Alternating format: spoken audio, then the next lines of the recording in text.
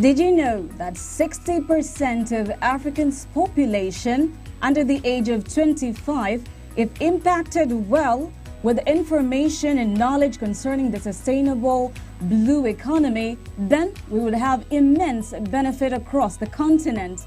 Well, this is just the tip of an iceberg.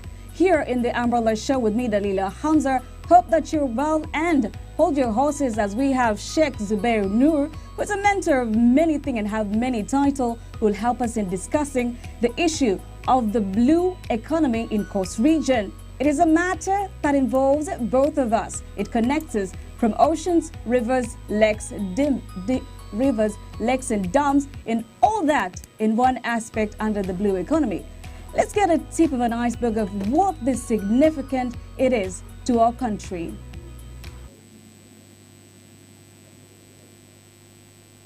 Mia moja inashinda kahawa Kenya, haifiki huko, ni bilioni 30 hivi.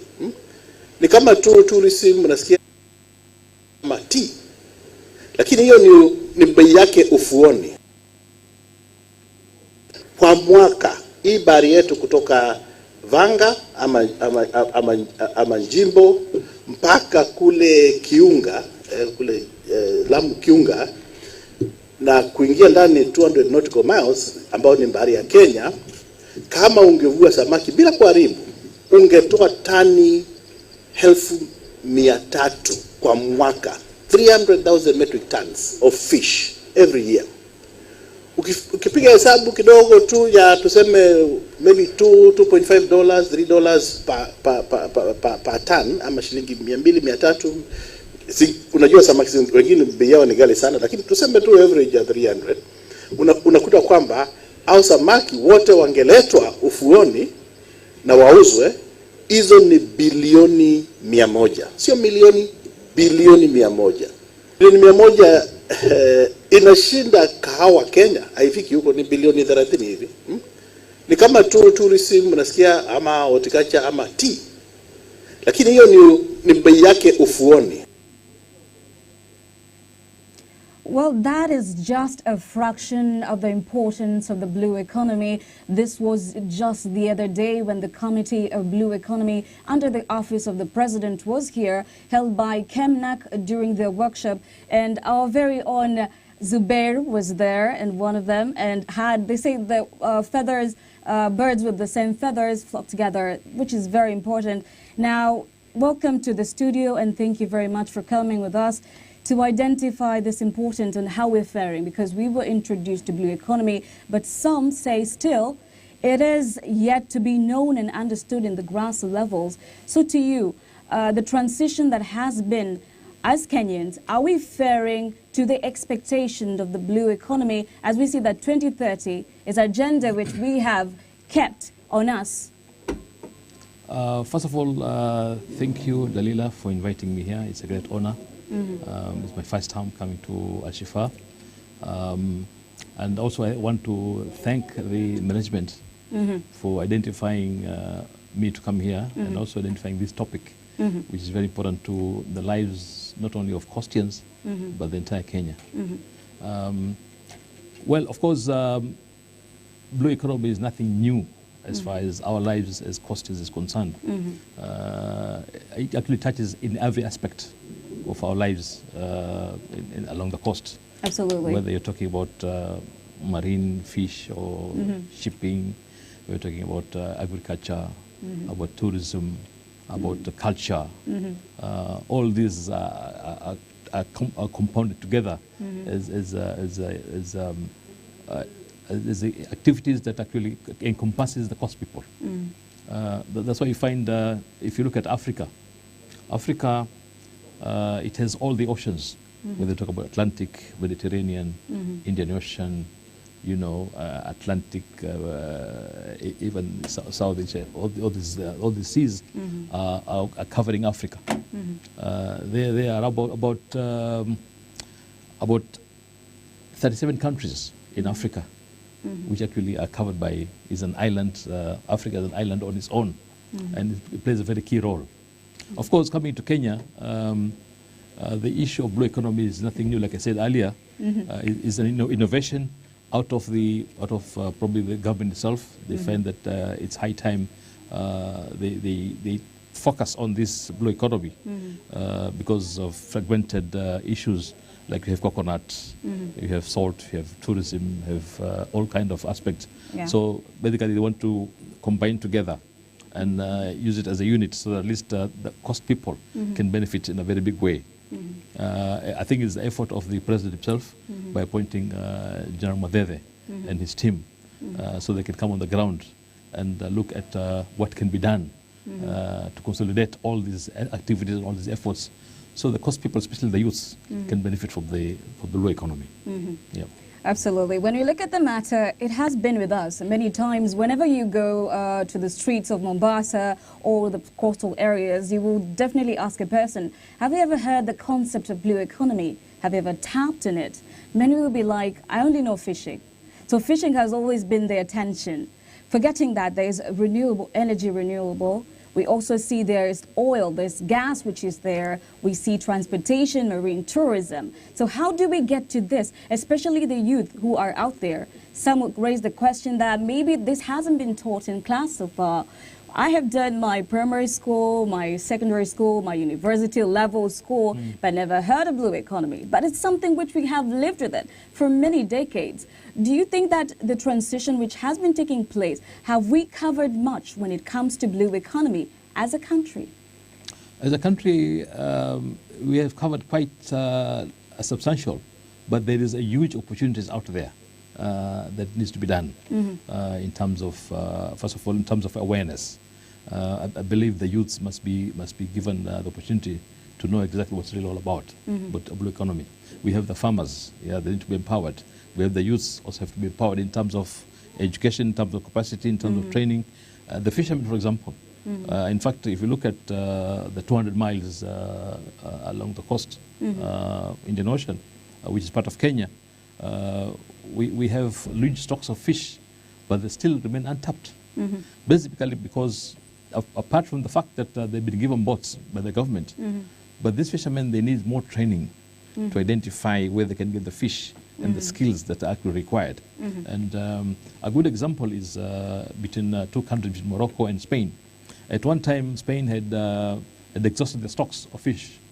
So they realized that Morocco, which is the next side of the continent, to sign an agreement how they can get fish from Morocco to supplement their consumption in Spain. So they had an agreement between Spain and Morocco. And if you go to Morocco today, you'll see that the fishermen are highly equipped because they know they're not going to waste time in the sea for 12 hours like we have here.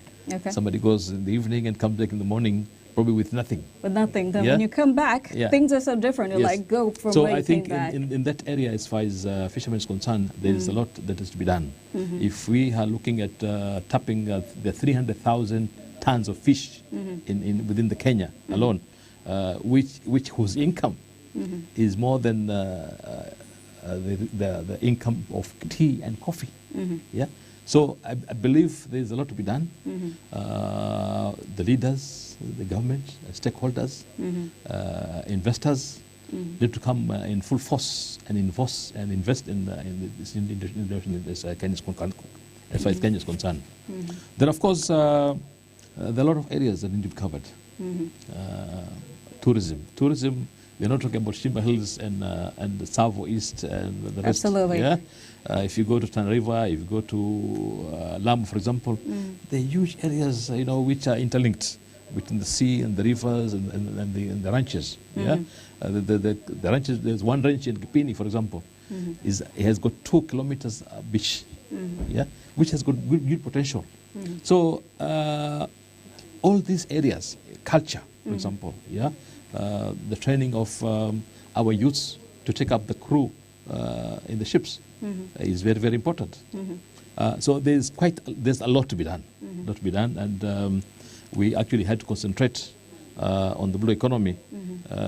Then the whole of this cost is richer than any part of this country. Indeed, a statement from Zubeir says, if we acknowledge the blue economy and tap it to the maximum, then we'll be the richest people on the world, I believe. If you're tuned in, this is the Umbrella Show with me, Dalila Hamza. We're touching on the aspect of blue economy in the coast region. We're just touching it at its state right now. Since it was introduced up to date, what are the things that you feel like they should be looked at? Some of the things that you think maybe should be considered or put into focus to make sure that the blue economy is tapped well and used to the maximum. Thank you very much. As we're coming back to you, Zubeir, in the matter of where do I go to understand the blue economy? Because I believe you're one of those who had the benefit to actually be there when some of the lessons were going on about the blue economy on the Committee of Blue Economy under the president just the other day. But the youths right now are asking the question, like, where do we go to? Because how do we understand it? The introduction was there, but the lessons, where should we go to? Are there specific schools, or where do we go and get this kind of knowledge concerning the usage of the entire facility? First and foremost, they already a secretariat of Blue Economy under the office of the president, headed by none other but General Modede. General Modede himself is a Navy character, so he knows a lot about marine and even sea. He has got a full secretariat who are currently engaging with the coast leaders. Unfortunately, the coast leaders have not been very responsive on this matter, which is very unfortunate. Okay. So the youths must come and must engage the secretariat in terms of blue economy, in terms of opportunities, in terms of what can be done, how they can be helped in guiding them and exploring opportunities that are there in the blue economy. Number two, the organization like KMA, Kenya Maritime Authority, organization like KPA, I believe part of their CSR and creating awareness is also to offer opportunities in terms of training. Like we have Bandari College here, which offers those kind of activities. But of course, it's not only limited into sailing a crew alone. Blue economy is a complete phase of life of the coast. Whether you're looking at a farmer, agriculturist, tour operator, culturist, all these actually are part and parcel of the blue economy. So the secretariat is already there in place. I think, in my opinion, is that the secretariat itself must make some efforts in trying and create awareness like they did with us last week through KEMNAC. There are so many organizations, there are so many news organizations. They can go around the province and ensure that the message actually goes through. And number two, also using the media. And I'm glad that Shifa is taking up the role. And I believe also others will follow suit as well. So that at least the youths and the viewers and all out there, they can know exactly what's really happening as far as blue economy is concerned.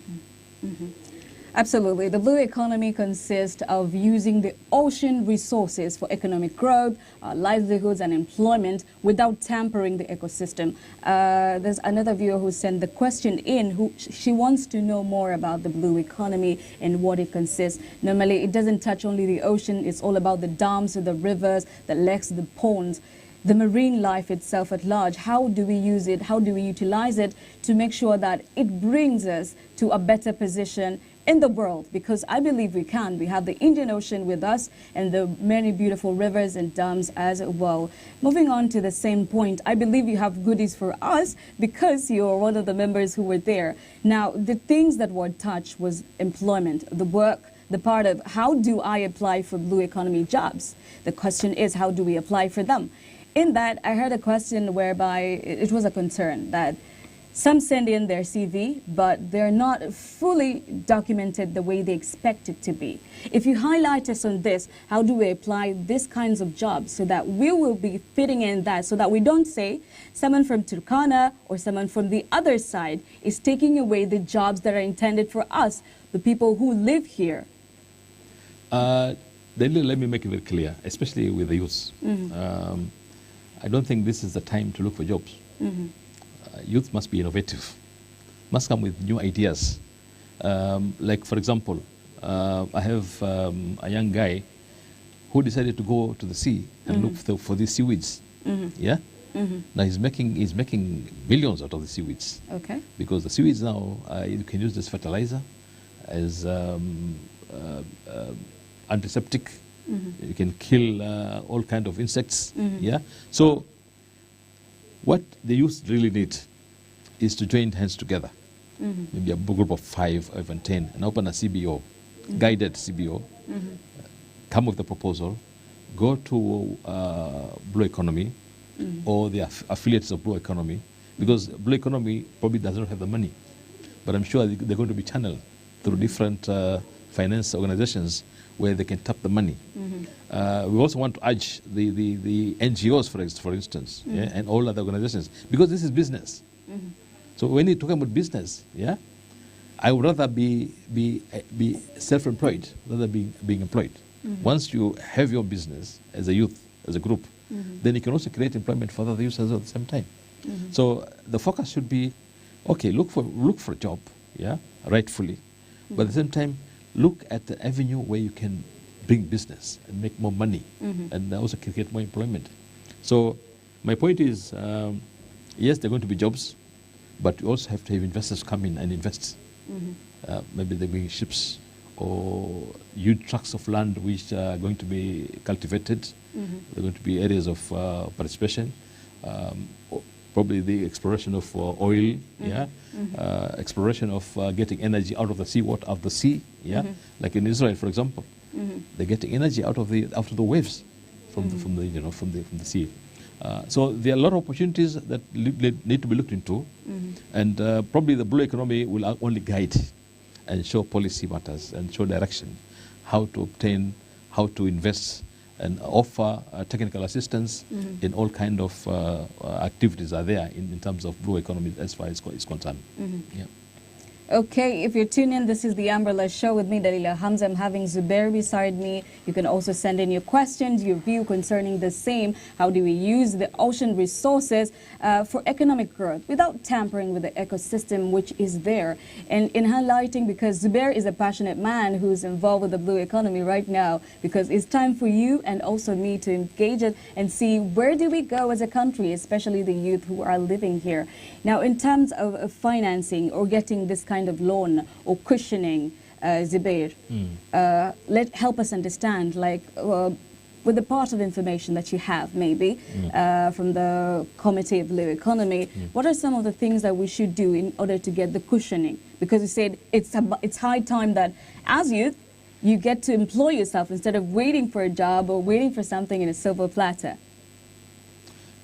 Like I said earlier, Blue Economy will open opportunities for businesses and investments.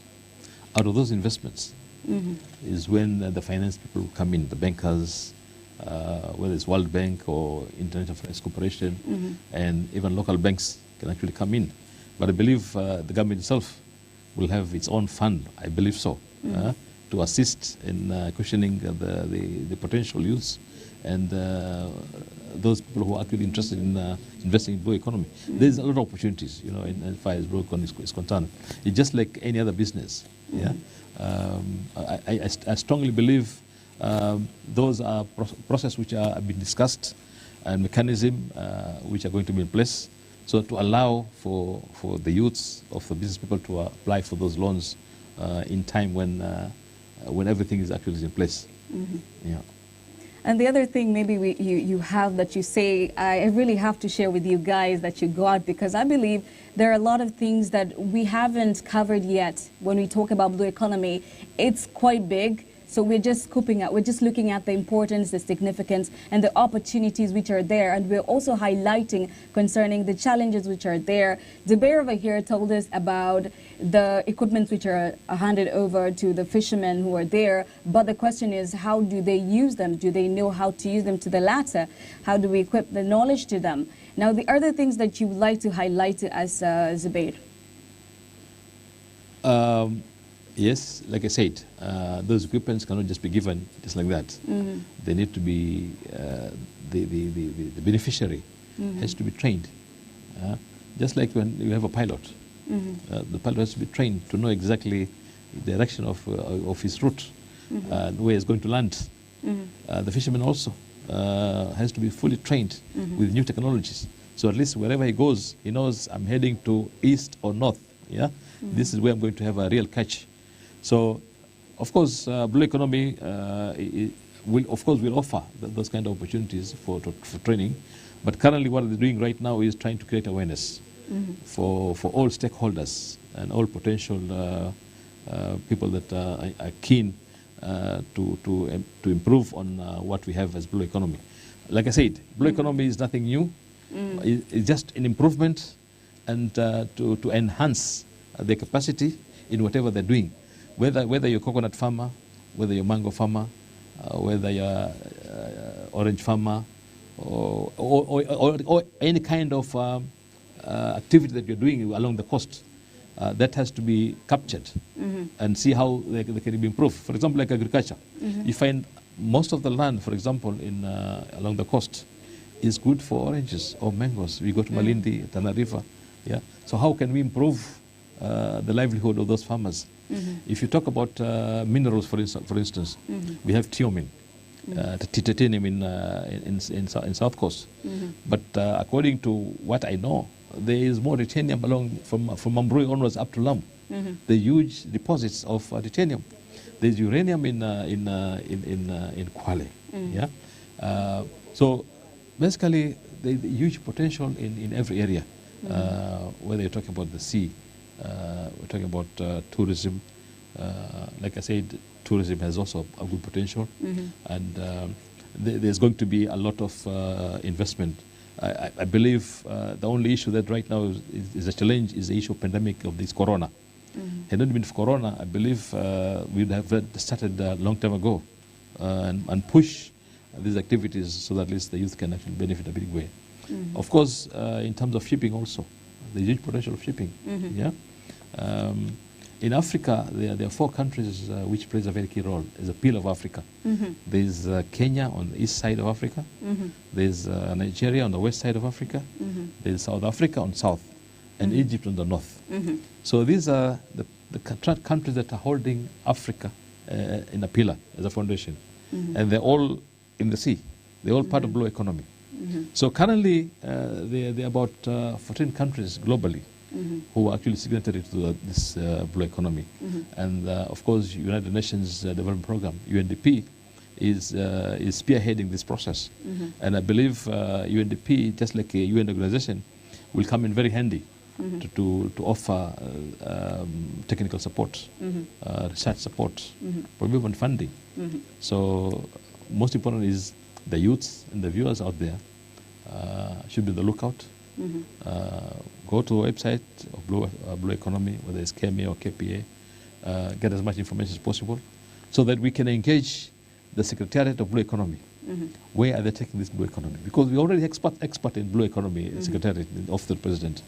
And Office of the President is an office which has branches all over, you know, whether you're chief or DC or PCRC. So they are challenged to follow and get what we really need to do for people of cost. Yeah, absolutely. There's another question which came in, maybe for verification to your knowledge, maybe someone saying, hello studio, so how or what are the strategic government have put place to ensure blue economy prospers? Now, this is something that maybe you have highlighted. Joseph Baraka is also asking again, so what are the things that are kept so that the blue economy would move or would prosper more? Like, okay, there's funding which is going on. There's equipments which are being done. There are projects which are, but what else is going to be done to make sure that the blue economy also prosper more? What I believe, I believe the government is doing this in good faith to ensure that the coast people have a share of the economy of this country. Because for many years we have been complaining that the coast has been left behind.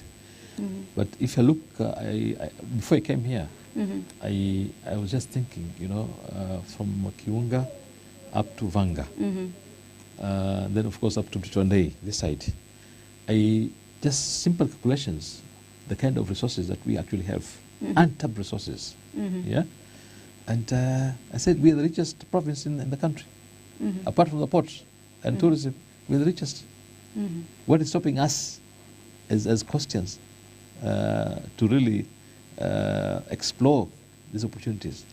Leave alone the leaders. Right now, in my opinion, I think as youths, I'm actually challenging the youths. They need to take up this challenge. Okay, it's a challenge then. I believe they're listening very keenly to you, Zubeir. We're not going to wait for your MP or your governor or your senator or your MCA to come and tell you, go to the fish, go to the sea and fish, go to the farm and farm. Those days of white-collar jobs are gone. Are long gone. And what I know is the government has made a lot of efforts to try and create these technical centers, even for Form 4s who actually failed. Even if you get E or D, you still have an opportunity to move with your life. So the question is, how do we move forward? Yes, how do we move forward from where we are? I believe we have experts. People like I remember the professionals in the coast. They did a master plan. The Jumia group, people like Professor Boga and Professor Shokat and the rest. They came up with a fantastic blueprint. How do we take cost from here? So those kind of brains, those kind of inputs, those kind of professionals, need to be identified. To be identified and to be included in the process of the blue economy. Because the blue economy, Mwatete alone cannot do it. He has got to have experts. We have, along the coast, highly trained, highly professional, highly learned people who actually can take up these positions and take this blue economy to a very high level. And everybody can benefit from this. Because I see no reason why we Costians cannot lead the economy of this country. As it is already we're leading. If you look at the income that comes along from the cost from the KP alone, is much higher than probably most of these organizations that are in this country. So the contribution of cost is huge compared to other regions in this country. And the added advantage of blue economy will actually enhance the position of the coast people in this country. So this is a challenge I'm giving my brothers and sisters of the coast, that they should not sleep. Okay, another challenge comes in. And at the same time, speaking of challenges, there is this issue of coolers. In my interaction with the young youths who live around here in Mombasa, there is the question of the coolers. Whenever they go and fish, I believe there is a place where they need to store their fish before they go bad. And the question came in, the coolers which are there are not helpful at the moment right now, and they say they've moved up and down to get support, but unfortunately no support has come to them. The coolers, when they come in and they want to store their fish. And another issue raised concerning the matter of the boats which are given to the BMUs, which are here in the coastal region, are not functioning. That is something which I actually told them I will follow up to the latter and see what really happens after that. Because they're saying, yes, the boats are here, but they're not functioning. And second is the knowledge which is impacted in them is quite low. I think this is something which needs to be considered. Because they ask, okay, fine, we are told that we're lazy. There's an aspect whereby, you'll agree with me, you've heard it several times, maybe in a place that you'd be, that coastarians are lazy in another angle. This is the aspect. I'm not saying it's true, because they were saying, yes, we go fishing, we do all kinds of things, but how do we preserve our fish? What happened is we use the old methods of salting, of drying, yet technology and innovation is seen quite evidently. I don't know your take on that. The issue of storage is quite tricky. But one thing I can tell you is that I know in Old Town, I don't know where they put one, but I know there was one in Uliwatoni. Something happened in Lamu probably. What I know, that's a very big a challenge basically for people as far as storage is concerned, but also comes to the issue of training.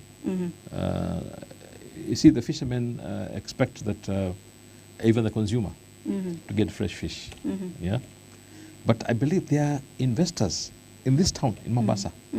They have huge facilities, storage facilities, and they import fish not from Kenya, out of Kenya, and they can keep the fish for even 6 months, and you can still eat it very fresh. Okay. They take it from other countries, yes, and bring it in the country. Yes, and compete with the local fishermen. So it's a issue of priorities. Issues of cold storage is a key issue. I think the county government must put in place those jetties along the sea, so that these coolers can be accommodated in those areas. I think, like I said, this is not Blue Economy Department alone. It's a responsibility that has to be done by both national and even county government. And there is funding for that as well. I mean, part of the budget must take care of these issues. The issue of the boat, which are not working, that's a very technical issue. That's what I'm saying. Before you give your boat, you have to make sure that there's service after getting the boat. How do you repair it in case of an issue? Yeah, but like I said, I agree with you as well. The level of training that has been offered to these fishermen is still low. That's why there are those kind of challenges. But I believe those challenges they will be noted down by the concerned authorities who offered those support, so they can see how we can help and resolve this issue. Yeah. Absolutely. Now, we see different kind of people coming in with different comments. We have Monica say, Blue Economy, I hope it will benefit us, the coastal people. I do too. And says, good one indeed. But myself, this is another message that Fatma had sent earlier. I believe she has been answered.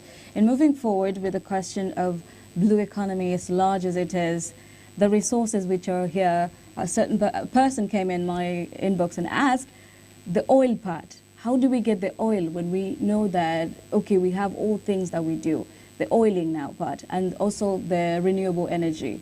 How do we go about this? Who should we go to? Or the concerned people in reaching the grassroots, they really need that kind of knowledge to be taught to them, because it's all this fishing, transportation, marine tourism, and all that. But the aspect of the oil and the gas, how do we go about this? It's a certain question that's been asked, because it's a challenge you've given to them, and they're seeking also advice from you, Zubeir. This is quite common. For example, like Turkana, when they found oil, the locals there, they stood their ground.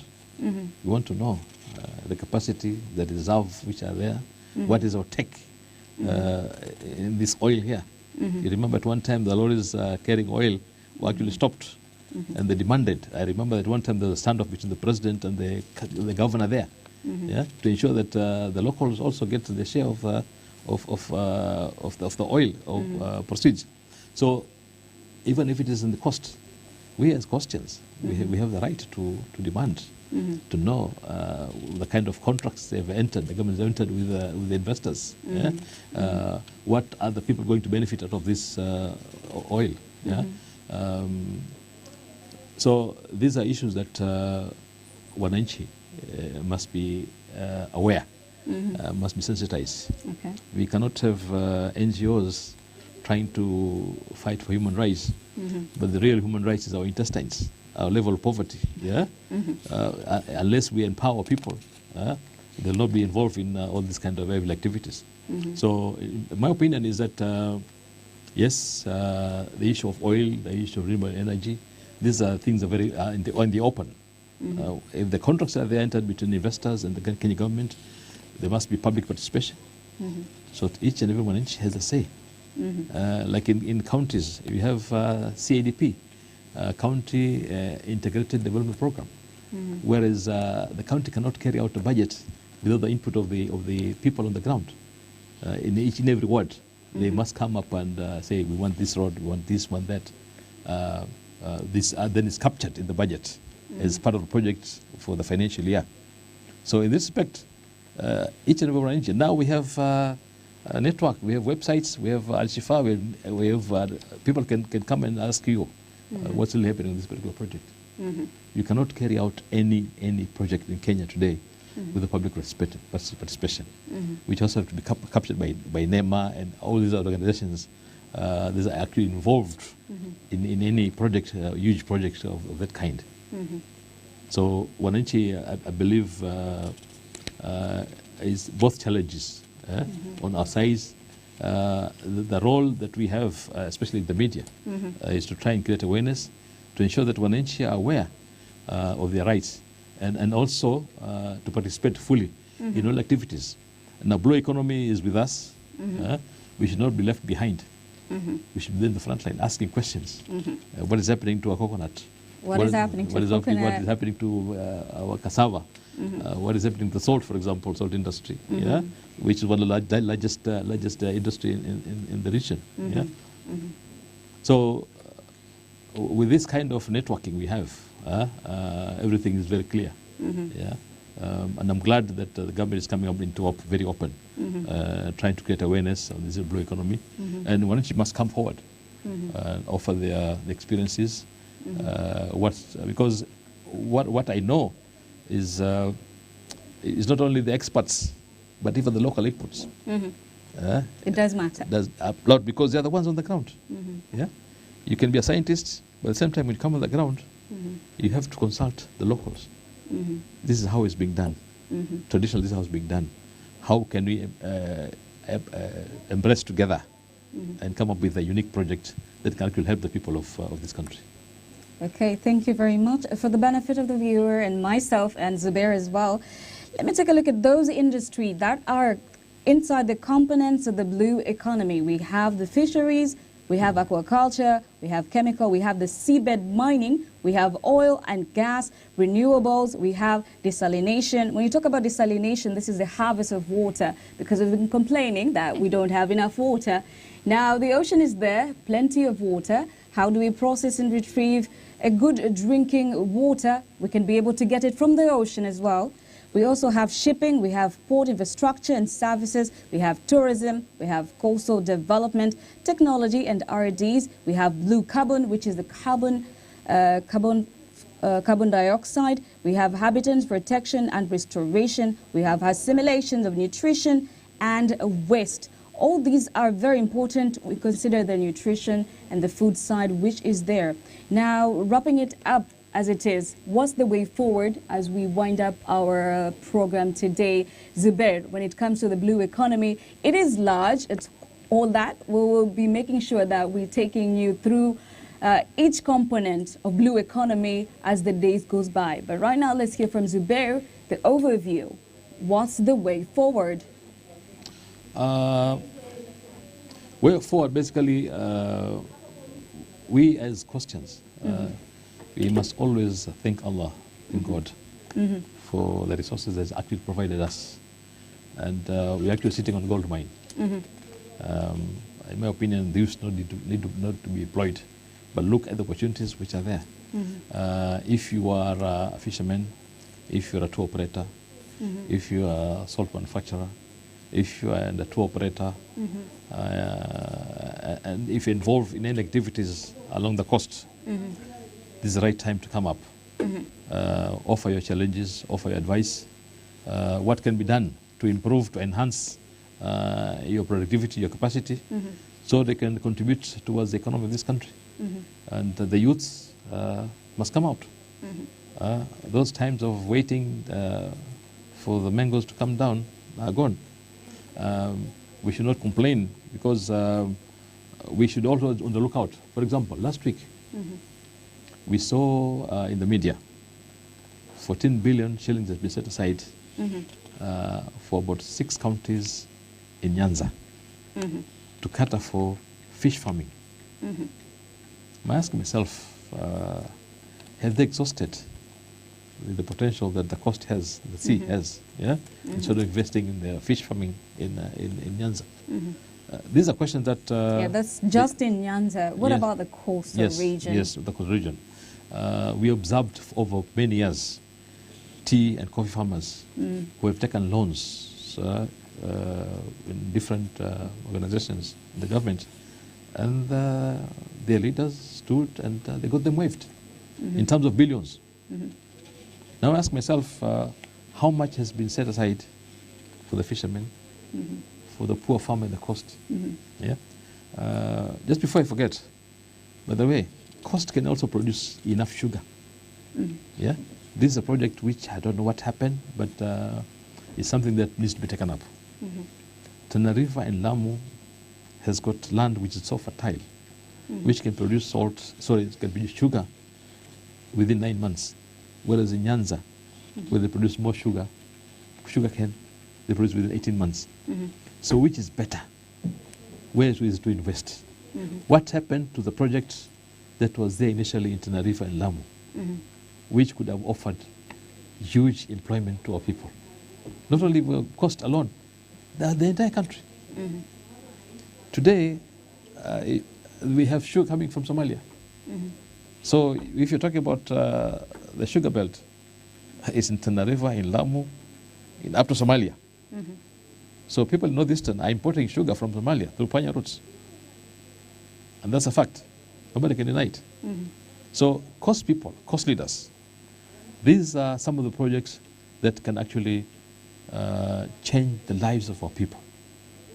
The youths, the leaders, politicians. And do you think that the leaders have done enough to actually highlight this sensitization of blue economy?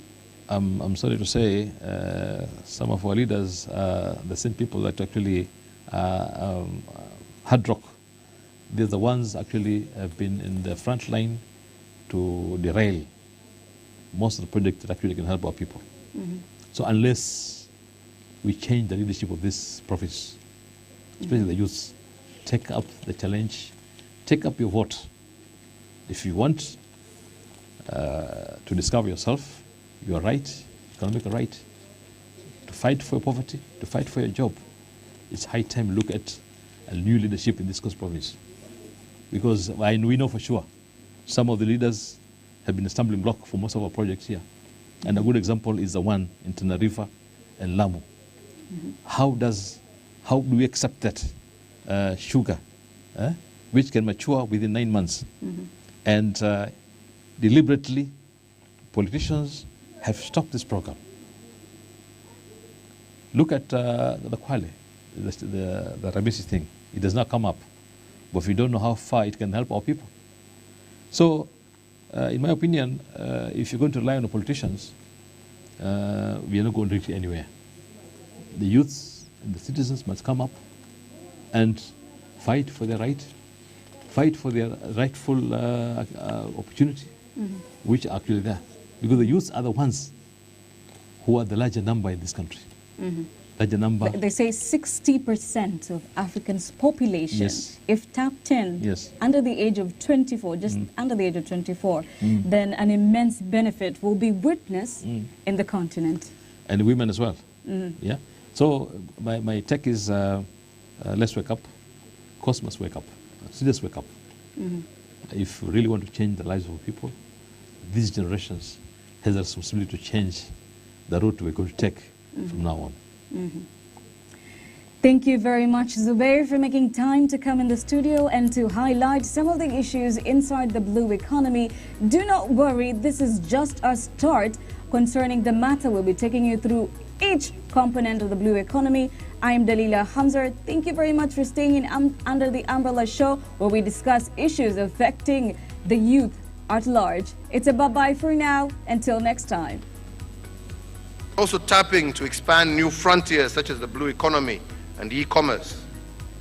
Last year, Kenya hosted the first ever conference, a conference that discussed how to harness the potential of our oceans, our seas, our lakes, and our rivers to improve the lives of all, particularly our women and youth. Indeed, as part of Kenya's commitment to the sustainable blue economy, my government is also leveraging on the latest innovations and cutting-edge scientific discoveries and international best practices to ensure that Kenyans can make maximum but environmentally conscious use of our water bodies for their individual use and also for our national economic empowerment.